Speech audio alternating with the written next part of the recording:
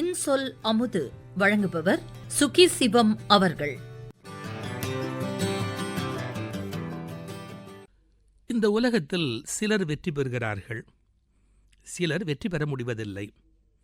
வெற்றி பெற்றவர்கள் எப்படி வெற்றி பெற்றார்கள் என்று கேட்டால் உடனே சில பேர் சொல்கிறார்கள் அதிர்ஷ்டத்தால் ஜெயித்திருக்கிறார் என்று சொல்லி முடித்து விடுகிறார்கள். அப்படியானால் அவருக்கு முயற்சி இல்லையா, திறமை இல்லையா என்று கேட்டால் அதெல்லாம் இரண்டாம் பட்சம் சார். அதிர்ஷ்டம் இருந்தால் ஒருவன் எவ்வளவு வேண்டுமானாலும் மேலே வந்துவிட முடியும் என்று முத்திரை குத்தி விடுகிறார்கள். இன்னும் கொஞ்சம் ஆழமாக யோசிக்கிறவர்கள் திறமைசாலிதான் வெற்றி பெறுகிறார்கள். அதிர்ஷ்டம் என்பதெல்லாம் இருக்கலாம், இல்லாமலும் இருக்கலாம், அதை பற்றி நமக்கு கவலை இல்லை.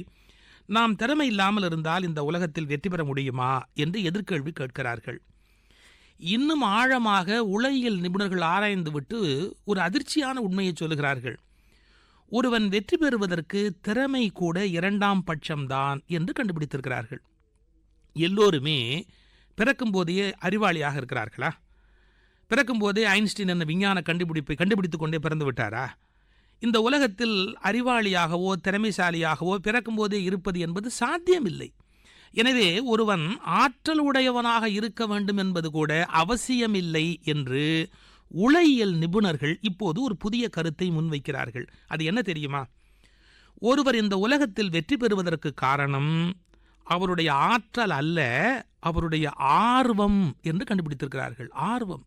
ஒரு விஷயத்தில் உங்களுக்கு ஆர்வமும் ஈடுபாடும் இருந்துவிட்டால் அது எவ்வளவு கடினமான விஷயமாக இருந்தாலும் அதை நாம் செய்து முடித்து விடுகிறோம். எனவே ஆற்றலை விட ஆர்வம்தான் முக்கியம் என்று ஒரு காரணம் சொல்கிறார்கள். இதற்கு ஒரு உதாரணமும் நான் படிக்க நேர்ந்தது.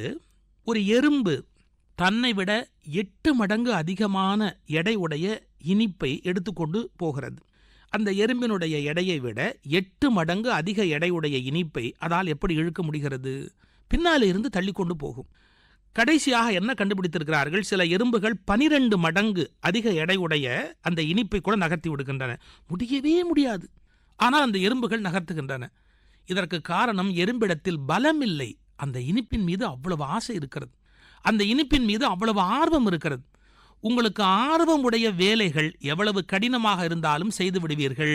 உங்களுக்கு ஆர்வம் இல்லாத வேலைகள் எவ்வளவு சுலபமாக இருந்தாலும் செய்ய மாட்டீர்கள். எனவே வேலையை செய்வதற்கு ஆற்றல் என்பதை விடவும் ஆர்வம் என்பது தேவை என்பதைத்தான் இன்றைய உளவியல் நமக்கு விளக்கி சொல்லுகிறது. ஒரு அழகான பொன்மொழி, ஒரு நதிக்கு கடல் எங்கு இருக்கிறது என்று எவரும் சொல்லிக் கொடுப்பது இல்லை, தன் வழியை தானே கண்டுபிடிக்கிறது. அதனால்தான் அதற்கு ஆறு என்றே பெயர் வைத்தார்கள். தமிழிலே ஆறு என்றால் வழி என்று பொருள். தன் வழியை தானே கண்டுபிடித்து கொண்டு தண்ணீரில் இருந்து பிறந்த நாம் தண்ணீரை நோக்கி போகிவிட வேண்டும் என்ற வேகத்தில் தண்ணீர் ஆறாக போய்கொண்டே இருக்கிறது. அதுபோல் இன்னொரு அழகான பொன்மொழி, எல்லா பறவைகளுக்கும் உணவை இறைவன் படைத்திருக்கிறான். கண்டிப்பாக எல்லோருக்கும் எல்லாமே இருக்கிறது, ஆனால் அதன் கூடுகளில் கொண்டு போய் கடவுள் போடுவதில்லை என்று ஒரு பொன்மொழி இருக்கிறது. அதுதான் உணவை தேட வேண்டும். அதற்கு அந்த ஆர்வம் இருந்தால் உணவை தேடிக்கொண்டு பறக்கும். ஒரு மலையிலே ஒரு போதகர் பிரசங்கம் பண்ண போகிறார். அந்த மலையில் போய் பிரசங்கம் பண்ண போகிற போது திரும்பி பார்த்தால் ஒரு சின்ன பெண், ஒரு 7-8 வயதுடைய பெண், தன்னுடைய தம்பி 4 வயது குண்டு குண்டு என்று கொழு இருக்கிறான், அவனை தூக்கி கொண்டு படியேறி வருகிறாள். அதை பார்த்து அந்த போதகர் ஆச்சரியத்தோடு கேட்டார், ஏம்மா நீயே சின்ன குழந்தையாக இருக்கிறாயே, நீ இவ்வளவு கனமான குழந்தையை தூக்கி கொண்டு இந்த மலைக்கு ஏறி வந்தாயா? இவன் உனக்கு கனமாக தெரியவில்லையா என்று கேட்கிறார். அவள் சொன்னாள், அவன் எப்படி எனக்கு கனமாக தெரிய முடியும்? அவன் என் தம்பி இல்லையா? அவன் தம்பி என்ற பாசம் வந்து விட்ட பிறகு கனம் தெரிவதில்லை. இன்றைக்கு எல்லோருக்கும் வேலையின் கனம்தான் தெரிகிறது, ஆனால் உண்மையான ஆர்வம் இருக்கும் என்றால் எந்த வேலையிலும் கனம் இல்லை.